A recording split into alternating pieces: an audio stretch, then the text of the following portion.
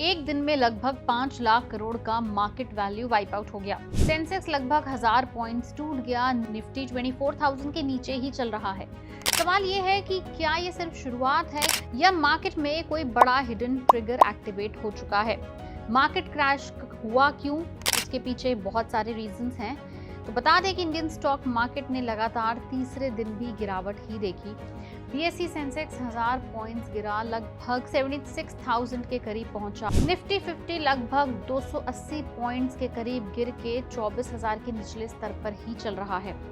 अब सिर्फ large caps ही नहीं, देखा जाए तो मिड कैप और स्मॉल कैप भी प्रेशर में आ चुके हैं।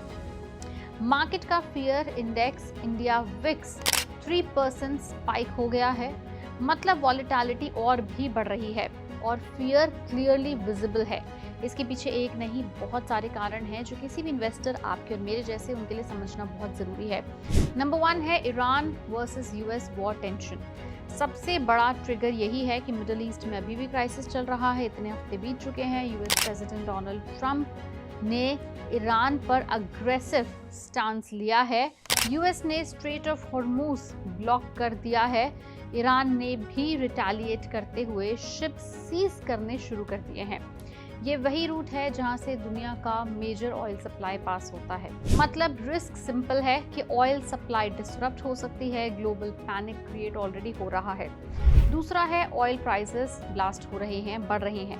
वॉर का डायरेक्ट इम्पैक्ट ऑयल के प्राइसेस के ऊपर पड़ता है। ब्रेंट क्रूड बढ़ गया है $105 प्रति बैरल के करीब। WTI $96 पर बैरल, साइकोलॉजिकल लेवल पर ऑलमोस्ट $100 पर बैरल क्रॉस हो चुका है। लास्ट टाइम ऐसा स्पाइक हुआ कब था? तो बता दें कि ऐसा लास्ट टाइम स्पाइक हुआ था रशिया यूक्रेन वॉर के समय। इंडिया जैसे ऑयल इंपोर्टिंग कंट्रीज के लिए ये एक काफी नेगेटिव शॉक है जिसको इंडिया फिलहाल झेल रहा है। इससे साफ महंगाई बढ़ेगी, यानी इन्फ्लेशन बढ़ेगी, कंपनीज का कॉस्ट बढ़ेगा, मार्केट सेंटिमेंट गिरता ही रहेगा। तीसरा कारण है बड़ा कि रुपी और वीकन हो रहा है। तो बता दें कि इंडियन रुपी गिर के 94.25 अगेंस्ट यूएस डॉलर तक पहुंच गया है। डॉलर और स्ट्रॉन्ग हो रहा है, ऑयल और महंगा होता जा रहा है, डबल प्रेशर इंडियन रुपी के ऊपर पड़ रहा है। इसका रिजल्ट क्या होता है कि इंपोर्ट कॉस्ट और बढ़ती रहती है, इन्फ्लेशन का खतरा बढ़ता रहता है। इसके बाद एक और कारण है, दैट इज FII सेलिंग। पहले भी फॉरेन इन्वेस्टर्स इंडियन मार्केट में कॉशियसली ट्रेड कर रहे थे, लेकिन अब तो काफी बड़े पैमाने पे एग्जिट भी कर रहे हैं। FIIs ने इंडियन रुपीस में लगभग 3,255 करोड़ के शेयर्स बेच दिए हैं। जब ग्लोबल अनसर्टेनिटी बढ़ती है तो FIIs अपना पैसा निकालना शुरू कर देते हैं इमर्जिंग मार्केट से, और इंडिया अभी इस इम्पैक्ट से जूझ रही है।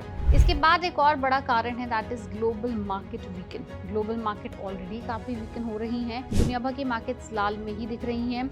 ग्लोबल सिग्नल भी सपोर्ट नहीं कर रहा है। एशिया मिक्स्ड रिएक्शन में है। यूएस मार्केट्स भी रेड में बंद हुए। नैस्डैक 0.9% गिरा, मतलब ग्लोबल सेंटिमेंट्स ऑलरेडी वीक था। इंडिया ने सिर्फ ये फॉलो किया। सेक्टर वाइज अगर हम इम्पैक्ट देखें, कौन सा सेक्टर सबसे ज़्यादा प्रभावित हुआ है, तो वो है IT सेक्टर, जो लगभग 3% के करीब गिर चुका है ऑलरेडी।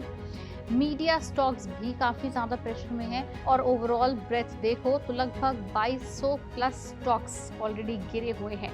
सिर्फ 600 स्टॉक्स ही बढ़े हुए दिखाई दे रहे हैं, जो क्लियर कट साइन देता है कि ब्रॉड बेस सेलिंग ही हो रही है। सबसे बड़ा रिस्क इंडिया के लिए ये है कि ऑयल प्राइसेस हाई ही रहने वाले हैं।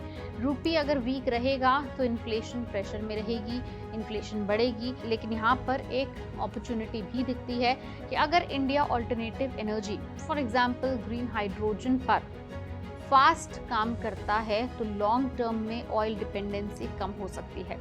अब देखना यह है कि इंडिया किस तरह से अपने आप को आने वाले समय में वॉर प्रूफ करता है, क्योंकि काफ़ी समय से हम देख रहे हैं कि Indian economy plus stock market plus retail investors like you and me, we have been suffering the burn of this war.